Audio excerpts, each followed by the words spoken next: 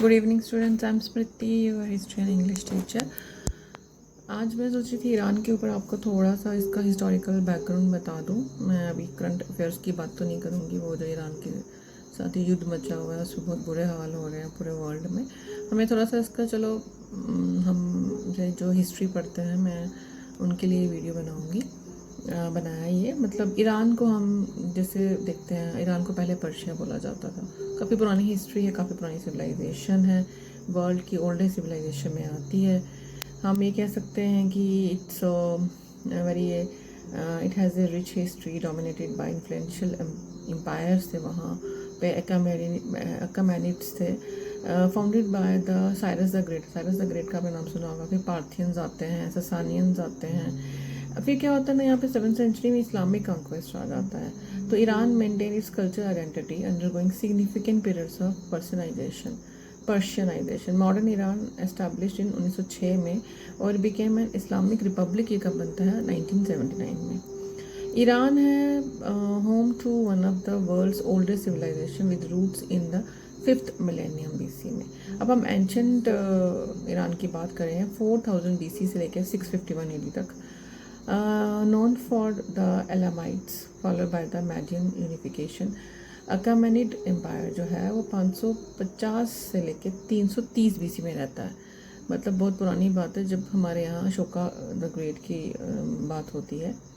तो founded by Cyrus the Great become a global super power. Later the Parthians Sasanians आते हैं, powerful Iranian state बनाते हैं, fostering Zoroastrianism and a rich cultural heritage until the Arab conquest तक। Islamic and medieval Persia. अब 651 से लेकर 1501 तक यहाँ पे क्या होता है कि ससानियन एम्पायर का भी फॉल हो जाता है। तो ईरान क्या एम्ब्रेस कर लेता है इस्लाम। Later experiencing the Iranian intermezzo where local dynasties revived Persian culture. This era included the disruptive Mongol invasions आते हैं। तिमुरिड, आपने तिमूर का नाम सुना होगा। तिमुरिड रेनिसा आता है 1398 के आसपास।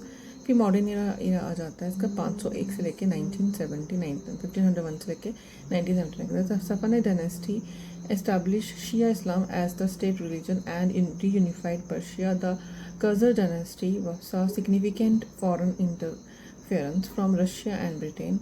Reza Shah Pahlavi established the Pahlavi dynasty 1925 में, initiating modernization and changing the name from Persia to Iran in 1935। कोई आपको पूछता है कि पर्शिया से ईरान का नाम कब हो 1935 में। इस्लामिक रिपब्लिक कब बनाई है 1979 में। ठीक है। अब ईरान इराक की वार भी बहुत फेमस है जो 8 साल चली, 1980 से लेकर 88 तक। फिर टेंशन रही है वो। West have defined its recent history. 15 में nuclear deal and subsequent tensions highlight its modern geopolitical role आ गया with challenges including economic sanctions and internal unrest. अब क्या है कि Persian language and culture persisted है वहाँ पे, often influenced conquerors. Role of religions, मतलब मैंने कहा ना कि जब अरब का कॉन्क्वेस्ट हुआ तो फिर इन्होंने क्या किया, वहाँ पे क्या आ गया, इस्लामिक इफेक्ट आ गया। अब 10 इंपॉर्टेंट क्या फैक्ट्स हैं कि एक तो हार्ट है एंशिएंट पर्शियन एम्पायर का। साइरस सिलेंडर और अर्ली ह्यूमनाइट्स बहुत फेमस है। साइरस बहुत फेमस है वहाँ का राजा, और इसको हाफ ऑफ द वर्ल्ड भी बोला जाता है कि यहाँ पे इसका जोग्राफिकल है, वहाँ आधा हाफ ऑफ द वर्ल्ड है, half the world. One of the hottest place है अर्थ पे। वर्ल्ड की सैफरन कैपिटल है। इनके कारपेट्स बहुत फेमस हैं, है ना। तो ये सब छोटी छोटी चीज़ें हैं जो आपको ये याद रखनी है। ऐसे कि ईरान एक बहुत ही one of the world's oldest civilization है। और कौन कौन से बड़े बड़े वहाँ पे ग्रेट एम्पायर्स हुए, अकामेनिड्स हुए, पार्थियंस हुए, ससानियंस हुए। उसके बाद 7th सेंचुरी में इस्लामिक कॉन्क्वेस्ट हो गया, है ना। फिर वहाँ पे इस्लाम का ही अभी तक तो है, पूरा इस्लामिक कंट्री ही है वो। तो इस तरह से ये थोड़ी थोड़ी ये चीज़ें आपको याद रखना है कि इस्लामिक रिपब्लिक का बना 1979 में। नाम कब चेंज हुआ 1906 में। Modern Iran establish 1906 became an Islamic republic in 1979। ठीक है जी। और फिर नाम भी चेंज कर दिया 1935 में from Persia to Iran. Thank you so much. Iran में थोड़ी सी जानकारी थी, आपको होनी चाहिए। ठीक है, thank you so much students, good night.